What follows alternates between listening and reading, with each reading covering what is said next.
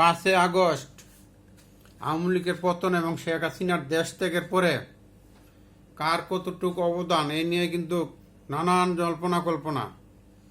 এ নিয়ে পরবর্তী তত্ত্বাবধায়ক সরকারে কাদের অবদান তারা কিন্তু সরকারও অনেকে এসেছেন এবং কি বর্তমানে একটি ছায়া সরকার হিসেবেও তারা কাজ করতেছেন এবং আগামীতে যাতে সরকারে আসা যায় এ নিয়েও কিন্তু অলরেডি দল গঠন করে ফেলেছেন। আসলে কি সেনাবাহিনীর সহায়তা ছাড়া শেখ হাসিনার পতন সম্ভব ছিল? এই জিনিসটা কিন্তু আপনারা ভুলেই গেছেন। যদি আপনারা আপনাদের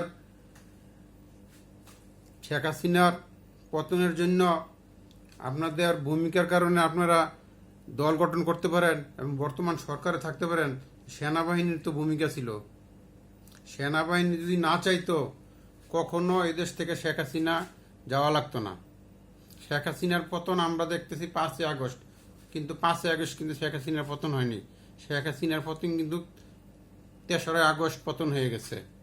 সেনাবাহিনীরা যখন একত্রে সবাই মিলে সারা বাংলাদেশের সকল অফিসারদের নিয়ে মিটিং করলো, তখনই কিন্তু সেনাবাহিনী ছাত্রদের উপর শেখ হাসিনার নির্দেশে গুলি করতে অসম্মত জানাইছে। গুটি কয়েকজন উচ্চপদস্থ সেনাবাহিনী অফিসার ছাড়া নিম্নের যত সেনা অফিসাররা ছিল সবাই এর বিট্রে করেছে। তখনই কিন্তু শেখ হাসিনার পতন হয়ে গেছে এবং ওদিনকার রাত্রেই কিন্তু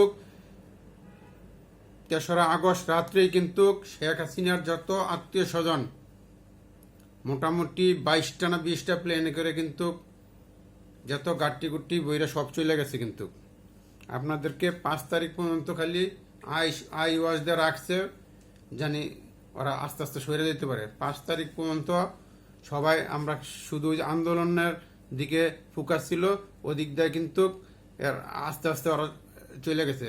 যখন নাকি 3 তারিখে সেনাবাহিনীর অসম্মত জানাইছে তখনই কিন্তু শেখ হাসিনার পতন হয়ে গেছে।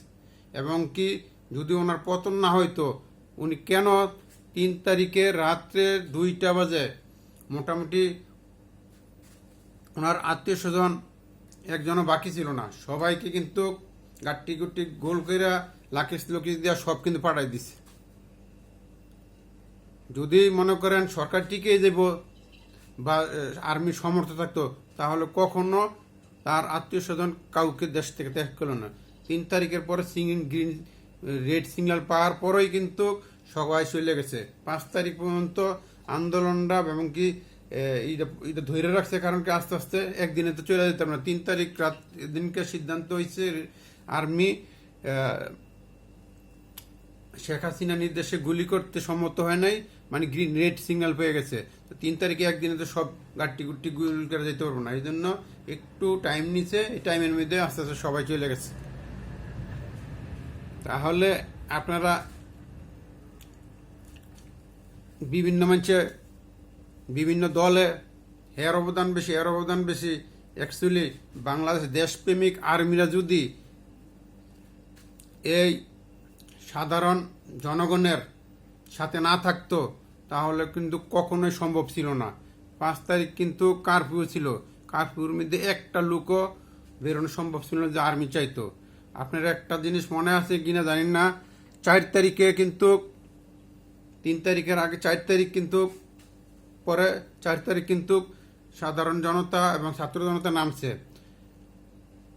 আর্মি কিন্তু স্টিল দাঁড়াইছিল। আর্মি বিডিআর একটা গুলিও করে নাই, যা করছে পুলিশে করছে। যদি আর্মি দিনকে অ্যাকশন যাইতো বা 5 তারিখে সকালে যদি সারা ঢাকার মধ্যে আর্মি ক্যান্টনমেন্ট যদি নামাই দিত আর আর্মি যদি গুলি করতো, একটা লোক আবার শেখ হাসিনা গণভবনের জন্য সাহসী পেল নইলে। আর্মির এখানে মৌন সমর্থন ছিল। আপনারা দেশের সেনাবাহিনীর কোনো বিপদে পড়লে সেনাবাহিনীকে এগিয়ে নিয়ে যান, কিন্তু এখানে সেনাবাহিনীর কোনো কৃতিত্বই দেন না।